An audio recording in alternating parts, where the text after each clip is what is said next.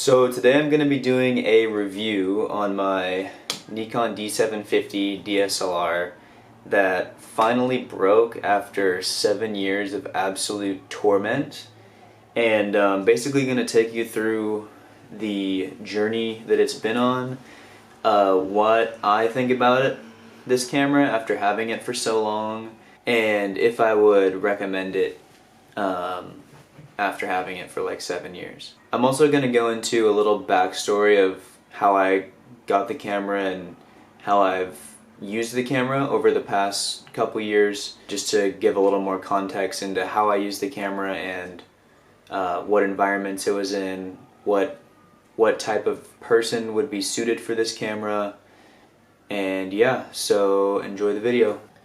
So the first thing I'll say about it is I first had a little Lumix mirrorless camera that I got for about $400 or $500, and that was my very first camera.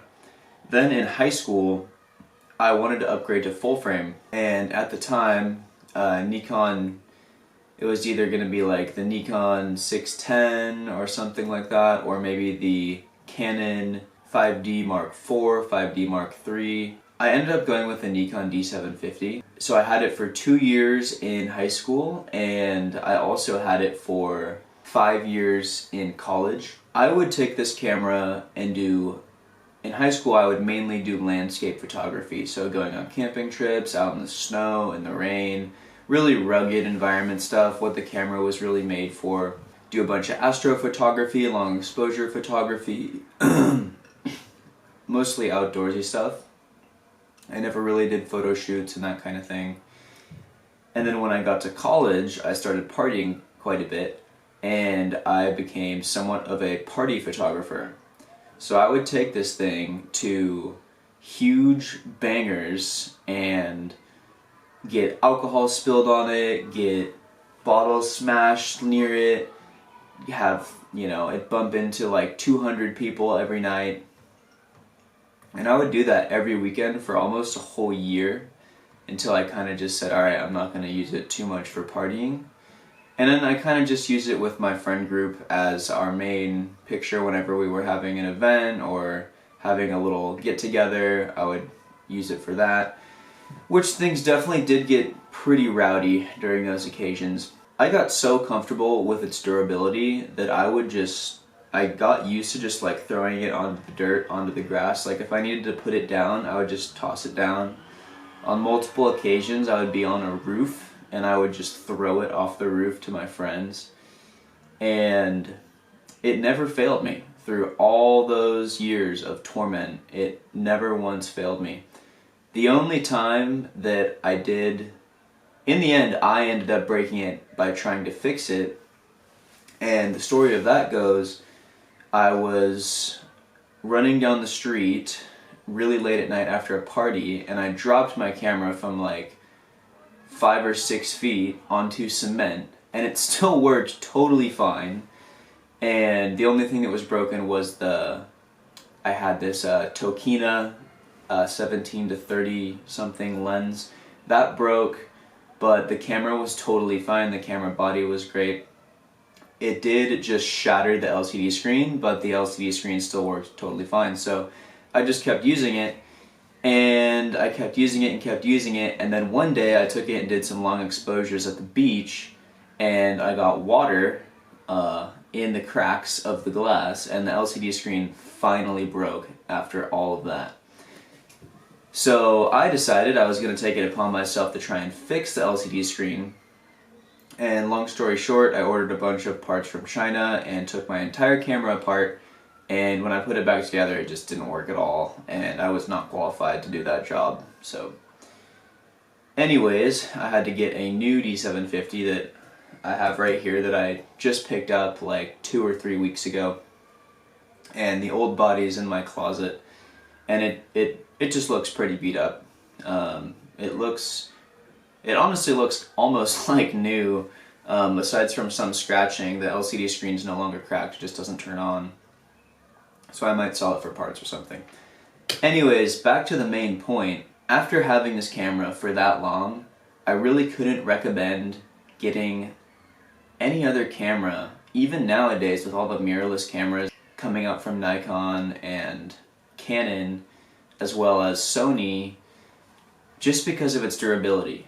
If you're a photographer that is going to go out into the wilderness, if you're going to shoot parties, if you're going to be out near the ocean and salt water, I really cannot recommend any other camera. I know Sonys aren't weatherproofed.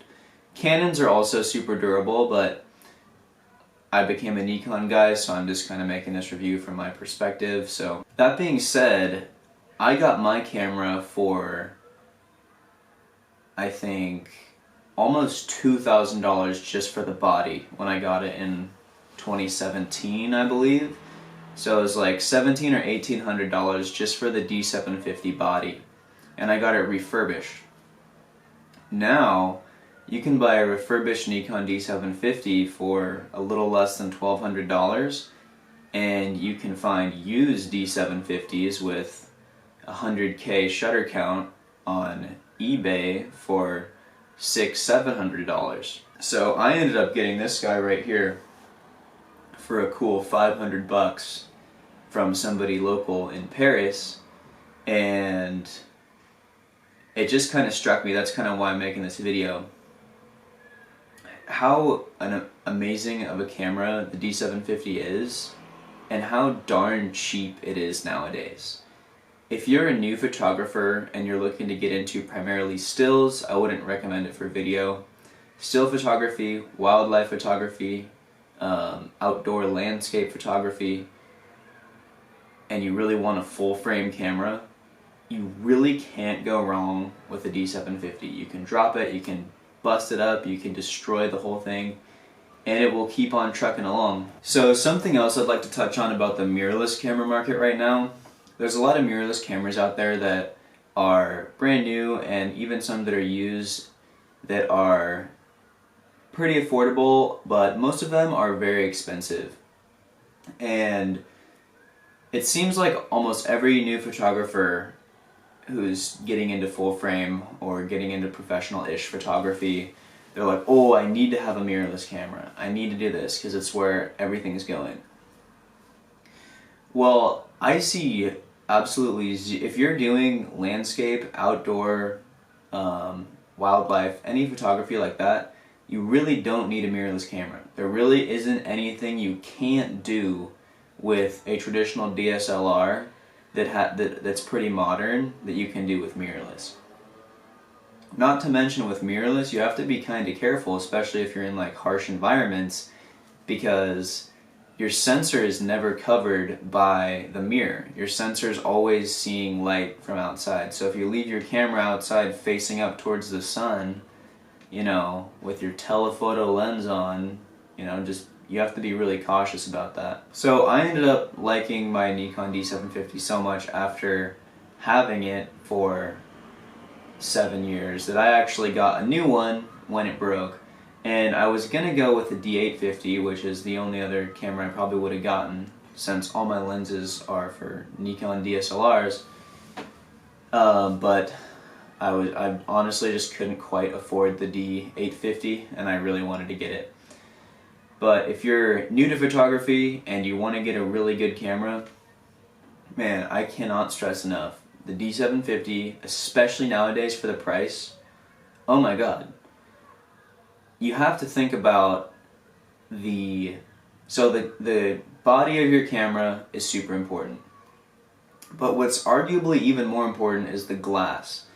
And if you're really trying to get into photography and you spend $3,000 on your Canon R series or Nikon Z series body, or $4,000 or $5,000 because it has everything you want, you're gonna be dropping like $10,000 to $15,000 just on your full range to, you know, 200 millimeters setup on glass alone. If you got a used D750 or maybe even a D850, you got a full frame, super professional DSLR that's tried and true and tested for years, and you have So let's say your budget is $3,000 and you want to get all the glass. You $600-700, boom, D750 body, that's taken care of. Then you can get a nice sweet 50mm for like $200. You could get even some prime lenses. You could get the 20mm prime used for like $500, super nice lens.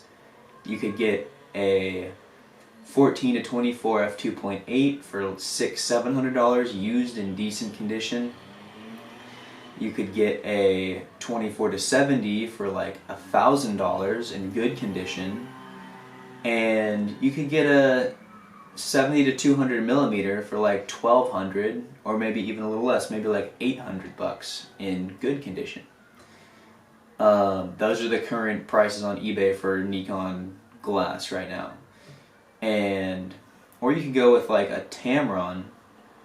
I needed a 24-70 lens super bad, like the workhorse lens, the lens for everything, 24-70 2.8, super great lens. And I was just like, damn, how have I not had this for so long? And I just picked up a Tamron 24-70 f2.8 lens for $350, and it works perfectly great, just as well as the Nikon version, maybe not quite as sharp and with a little more coma. But I'm using it for landscape, cityscape, parties, not really where that's going to matter. And even if you're doing professional, if you're fully zoomed in at f2.8, you can just stop down to like f3 and you're totally chilling. So overall, as far as price for what you're going to get, this may not be a popular opinion, but if you're a new photographer looking to get into the full frame professional-ish market and you don't have $10,000 to spend on a mirrorless camera, go with the D750.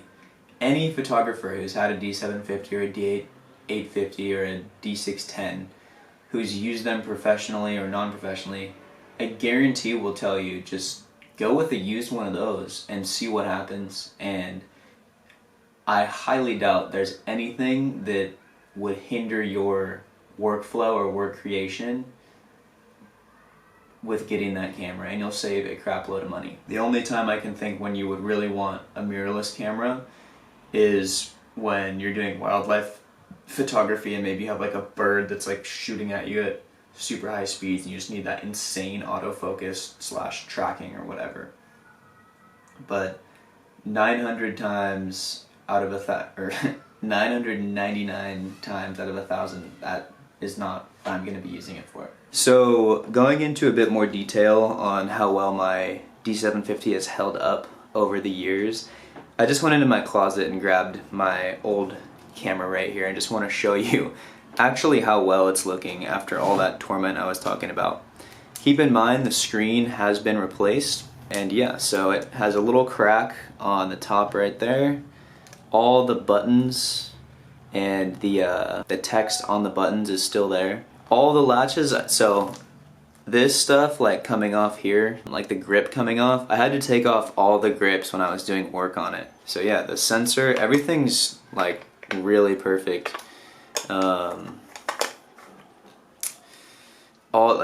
Battery compartment, all the little things that come off of it, like not loose or anything, it feels super solid. SD card slots, those did start kind of, I would put the SD card in and I couldn't pull it out, but that was after like 5 years of using it in the sand like almost every day. That's fixable by just doing a little SD card slot cleaning. I had to clean the sensor, but I only ended up cleaning the sensor once, and I didn't really need to, but it did help a bit. I can't do it now because there's no battery, but the flash mechanism still works. All the buttons, oh, come on baby, focus. Is that too close? Oh, there we go. So all the buttons on the top work great. You press that top one down, they move around. Works totally fine, as well as this bottom one right here. There's a ton of beer inside my viewfinder, which makes it quite a bit darker, but still can see everything you need to.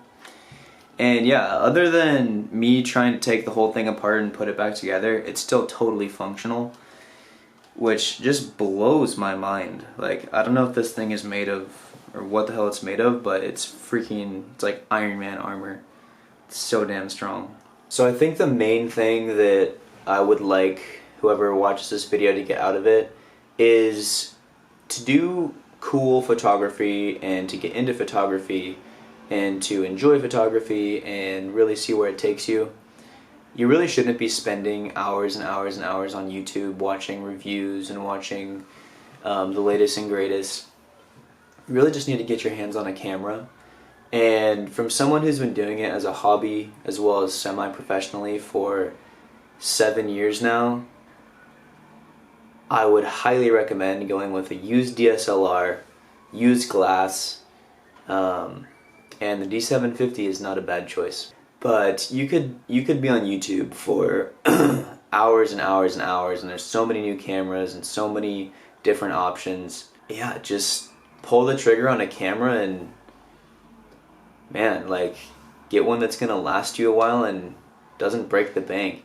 You don't want to spend an extra $2,000 on a camera that has, 10 shutters per second instead of 5, or 20 instead of 10, or something like that. You really want to just get a camera that takes beautiful pictures, has high dynamic range, and can get the job done. I hope this video was helpful, narrowing down your choice for a good used camera, and may have cleared up some things about just other options out there. So let me know in the comments what you think, and I know I've been rambling kind of a lot in this video and I might have repeated a few things, but yeah, that's just my 2 cents on what camera you should buy in 2022/2023 for the best money, best deal, really overall best everything, and by far best durability. So thank you for watching. Peace.